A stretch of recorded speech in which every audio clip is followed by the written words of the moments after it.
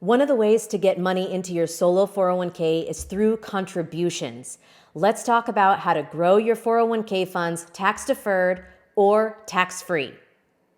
First, a quick note about what are contributions. They are a way to fund your retirement plan based on the compensation that you receive from your small business. Remember that all funds that you contribute to a retirement plan have to come from your compensation, from your business. And that means that this is going to be subject to self-employment taxes or payroll taxes. There are two main types of contributions to be aware of: employee contributions and employer contributions. You can make both types of these contributions into your 401k plan since you play both roles. You're the employee in your small business and you're also the employer. First, let's talk about employee contributions. These are also known as elective salary deferral contributions. And there's a couple things to be aware of about employee contributions. The first is they can be pre-tax or they can be Roth. Your employee contributions can be 100% of your compensation with a maximum of $20,500 for 2022 and $22,500 for 2023. Next, let's talk about employer contributions. These are also known as profit-sharing contributions. Employer contributions are pre-tax only. They cannot be Roth. And they're usually 20 to 25% of your compensation. It's a way bigger bump in the amount of money you can put away than just a standard matching contribution. The profit-sharing contributions are far more powerful. As far as maximums on how much you can contribute to your solo 401k plan, for 2022, you can put in $61,000 or $67,500 if you're age 50 or older. For 2023, you can make a contribution of $66,000 or $73,500 if you're age 50 or older. And it's pretty incredible if you just stop to think for a moment. Being able to put $60,000 to $70,000, almost $75,000 away every single year can really supercharge your retirement growth and savings. Let's walk through a couple of examples on how these contribution calculations actually work. You can visit our contribution calculator at solo401k.com/calculator. The first thing to do is select your business type. If you are a sole proprietorship, that means you're earning 1099 income, or if you're a single member LLC, you'll want to select unincorporated sole proprietorship. This will give you 20% of that profit sharing contribution on the employer side. If you have an S corporation or a C corporation, or if you're in a multi-member LLC or partnership, select single owner corporation. You can put in 25% of your profit sharing as an employer contribution. Let's take a look at an example of someone that is earning $214,000 in W-2 wages from their single owner S Corp.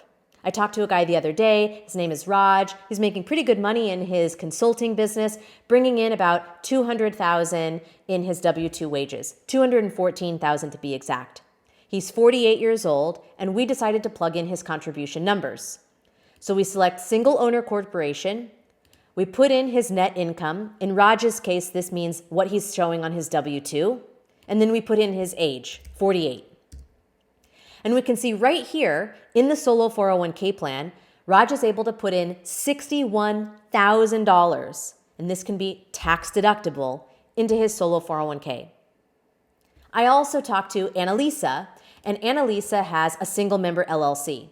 She's just getting started and she's got about $85,000 in earnings this year for her single member LLC, and she's 32. In Annalisa's case, from her $85,000 in earnings, she can contribute $36,299 to her solo 401k. And again, that can be tax deductible, or there's a way to make it Roth.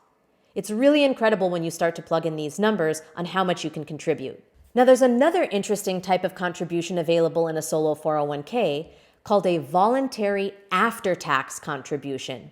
This is really similar to a non-deductible IRA contribution. These are not salary deferral contributions, but they are still a type of employee contribution. And one thing that's kind of cool about the after-tax contribution is it can be 100% of your compensation, but you don't have that same maximum limit. That means if you make $60,000, you can contribute all $60,000 as an after-tax contribution to the solo 401k. This is typically utilized in a structure called a mega backdoor Roth, and we're going to get into that in another video. There's different ways to determine your compensation based on your business structure. If you have a sole proprietorship, that means you're earning 1099 income, or if you're a single member LLC, all of your profit and loss from your business goes onto your Schedule C of your 1040 tax return. If you're looking to see how much you can contribute, you'd take a look at line 31 of Schedule C. If your business is a multi-member LLC or a partnership, that means you file a 1065 tax return. In this case, you'll want to look at line 14 of your Schedule K1. Line 14 talks about self-employment earnings, and this is the figure you'll look at to calculate how much you can contribute. If you have a subchapter S corporation, then you're going to look at your W-2. All contributions for an S corp to a 401k plan are based on your W-2 wages. You cannot make any contributions based on your owner K1 distributions. Look at your W-2 figures only. And the same goes for a C corp. If your business is structured as a C corporation, look at your W-2. You'll use that figure to calculate your contributions. Next, let's get into what are the actual mechanics of how to make a contribution to your solo 401k. It's actually pretty simple, and you can get it done in just 4 steps. The first step is to determine your contribution type. Remember, we've previously discussed employee versus employer, and we talked about pre-tax versus Roth. Figure out what type of contribution you want to make first. Then determine your contribution amount. Use our calculator at solo401k.com/calculator to plug in your numbers and determine your specific contribution amount. Once you've determined your contribution type and your contribution amount, fill out a contribution form. The form is really straightforward. Just fill out the 401k information in Section A, your information in Section B, and the contribution information in Section C. You can always access this form in our knowledge base at support.solo401k.com. And the final step is to make your contributions and deposit your funds. We generally recommend that you keep a bank or brokerage account for each type of tax classification. That means if you're making pre-tax contributions, you've got a pre-tax bank account. If you're making Roth contributions, you've got a Roth bank account.